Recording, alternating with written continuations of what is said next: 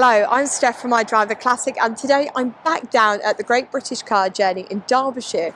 I spotted this a few weeks ago in their workshop. It's a Meadows Frisky Family Three. It's a car that's been on my dream drive list for quite some time actually, after spotting them at the NEC a few years ago. In fact, it was this particular car that I spotted, I think, and I was just in love with it. But it's no surprise because it's a Michelotti design, and in fact, we wouldn't have any of the Giovanni Michelotti cars, I suspect, without this particular car. It's an incredibly important car in the history of automotive. But enough of that for now, because there is a lot to get through in this video. We're going to be discovering the car, finding out all about it, about the brand, and best of all, we're going to take it out for a test drive as well. But first of all, before any of that, we're going to have a message from our channel sponsor. Life is too short to drive something boring. So if you're looking for your first classic or your next classic, why not check out Bidding Classics Auctions? Whether it's something pre-war, mid-century, or maybe something newer like a retro hot hatchback, check out their website. There's a link in the description box below, or you can Google Bidding Classics Auctions. There's new stuff going on the website every single week, so why not check them out? Now let's go back to the video. The whole thing around Frisky Meadows is really interesting, but this is a bit of a brief history of how we get from gearboxes through to the Family 3 that we're testing here today. So first of all, before Frisky Meadows, there was just Henry Meadows Limited. It's founded in 1919, and the company was formed just 1 year after the end of the Second World War. And they manufactured gearboxes, and then they moved into engines. Now, Meadows engines weren't to be sniffed at because you found them in really good cars, things like Fraser Nashes, Lagondas, and in fact the Invicta car, which won the 1931 Monte Carlo rally, was fitted with a 4.5 litre engine from Meadows Limited, so it wasn't a small fry operation. So the company kept growing, but then in 1937 something horrendous happens. Henry Meadows passes away at just 57 years old. However, he then leaves behind a massive legacy because he's got a factory in the West Midlands and it has 16 square foot of working space. Now you might think that the company might have a bit of a downturn. You get the death of a founder, and then you get the hampering of normal business due to the Second World War, which comes less than 2 years after this. But actually, the company still continued to grow. And I think it's by the end of the war, it has over 400,000 square feet of factory space. Because they'd done a lot in the war, they'd been very clever, because they essentially carried on manufacturing engines and bits and pieces, but they focused on the military. Now, they were in a really strong position post-war, so it made sense for Meadows to branch further into the world of vehicles, and they thought, let's go into the whole thing of vehicle production. But look, the 1950s is when they come into the market, so 1955, and they're coming into a really strange world, because you're coming into things like the Suez oil crisis. You've got names that have their feet firmly under the table, things like Austin, Morris, Humber. They've got at least a couple of generations of customers under their belt. They're firm names. They're coming in to challenge quite the market. So what does a company do to make their mark? Well, they tapped into the growing world of microcars. They had an approach from Raymond Flower, a racing driver, and they thought, right, what we're going to do is we're going to create a people's car, and we're going to do this through the method of microcar. And they went out and they looked at different designers, and who did they get in to design this new car? But it was none other than Giovanni Michelotti, and a man who was really famous for things like he did Ferraris, he did the Triumphs, he did Triumph 1300, he did loads of the decent Triumphs, but that's my favourite. Now, this is the thing, they kind of don't give him a real budget, and so you get some incredible design together. It has gull-wing doors, it wows everyone that sees it. But here's the thing, to make money they'd have to price it at £400, which would have put it out of the market completely.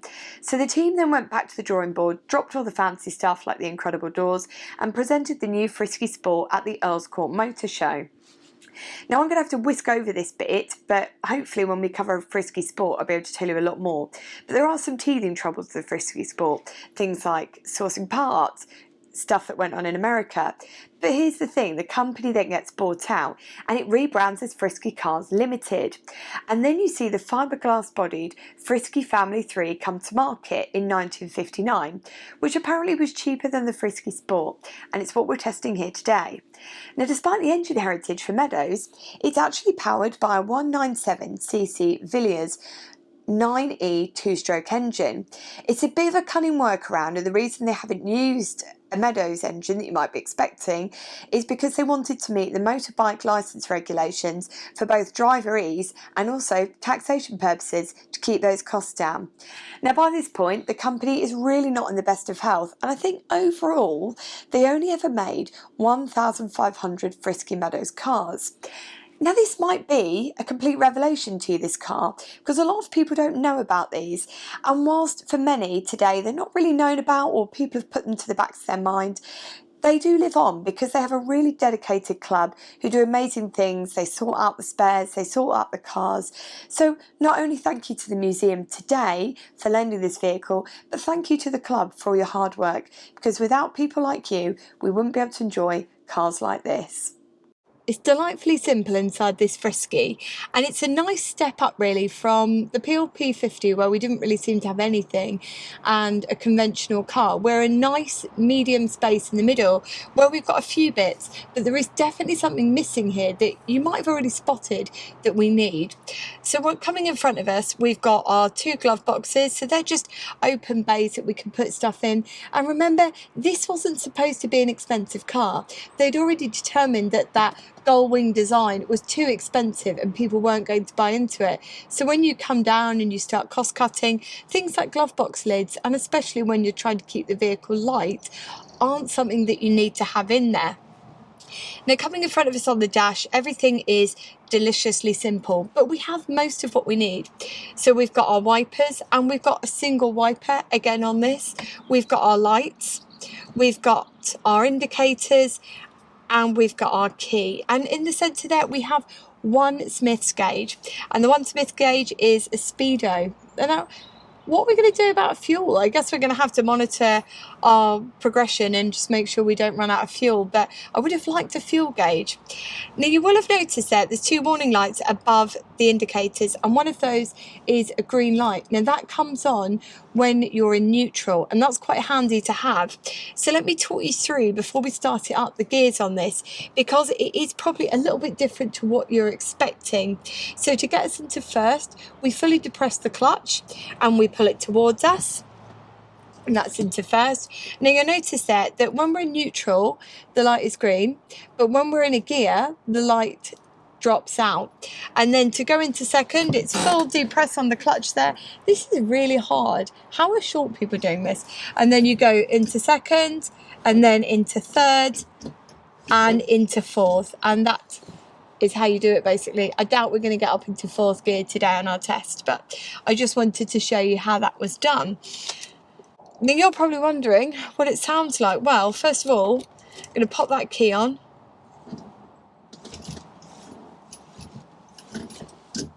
There we go, we're back in neutral. It's a bit of a guessing game, is this.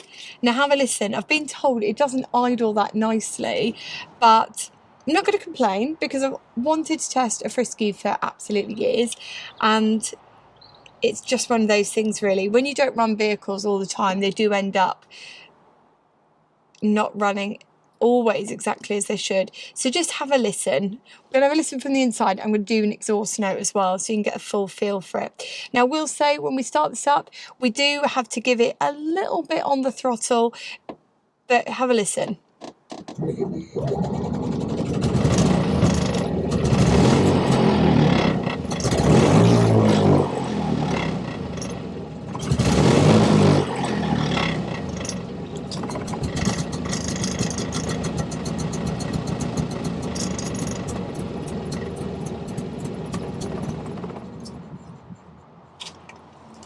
We'll have a listen from the back, and then we're going to go out on adventures.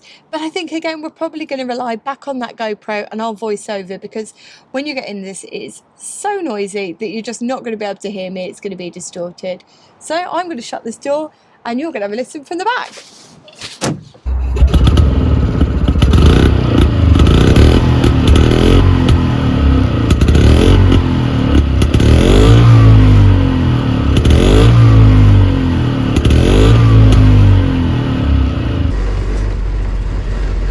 before I tell you what I think about driving this and where I've found the challenges, I want to build the picture for you contextually. So if you think about this, and we talked about this being something you could drive on a bike licence, the customer for these wasn't a customer who already had a car.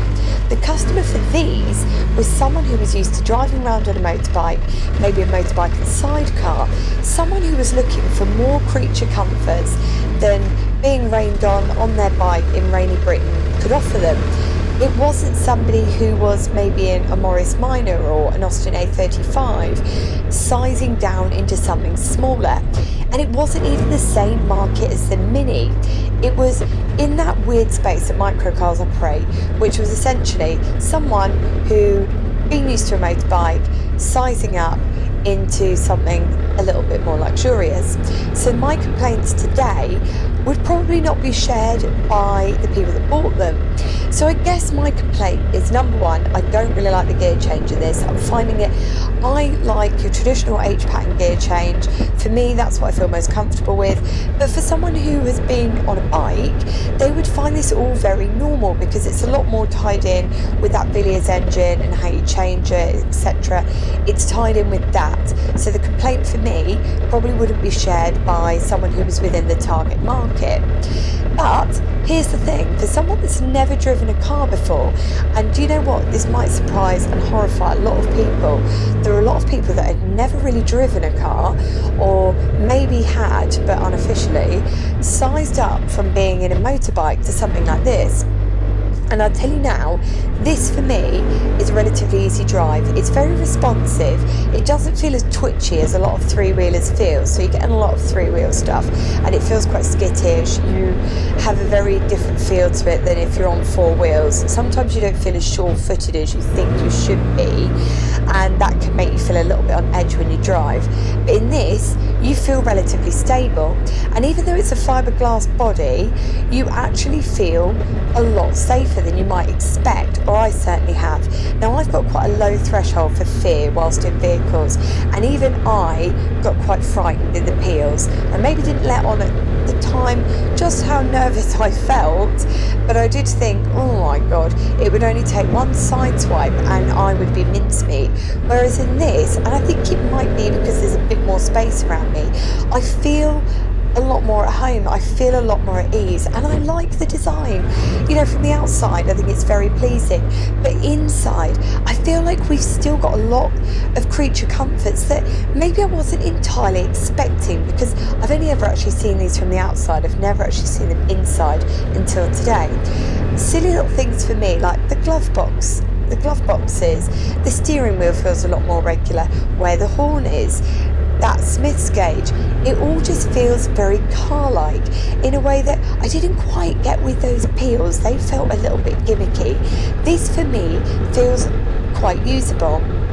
Now, the thing that I would have maybe done is I would have taken something like this, and I don't know how you would have done it because I'm not an engineer, but I would have taken a really attractive microcar design like this and maybe optioned it with a proper engine. I think you would have had loads more customers. I think it would have really flown in a way that it didn't, and I think that actually the company deserved a lot more success with these cars. It is an incredibly easy, nice little thing to drive. I think we see a lot of stuff like the Izettas, other small cars that people bang on about. People love those PLP 50s, but actually these are a really underrated little car, both in design and what they like to drive. I've really enjoyed driving this, even though that gear change isn't really for me. I have enjoyed it on its own merit, in its own contextual space. As in, if somebody said to me, is it as good as a car? Well, no, because it's almost in a different class. Is it a really great way to size up from a motorbike and meet in the middle between a car and a bike? Absolutely. It's by far one of the most usable of these little, you can drive it on a motorbike license little cars that I've ever driven. I've thoroughly enjoyed it. I think it was thoughtfully designed. I just don't think it had the success it deserved for a myriad of different reasons. So that's it from me today. I hope you've enjoyed this video. It's been a slightly different one, as I'm sure you'll agree. But until next time, we're at something else. Take care and drive safely.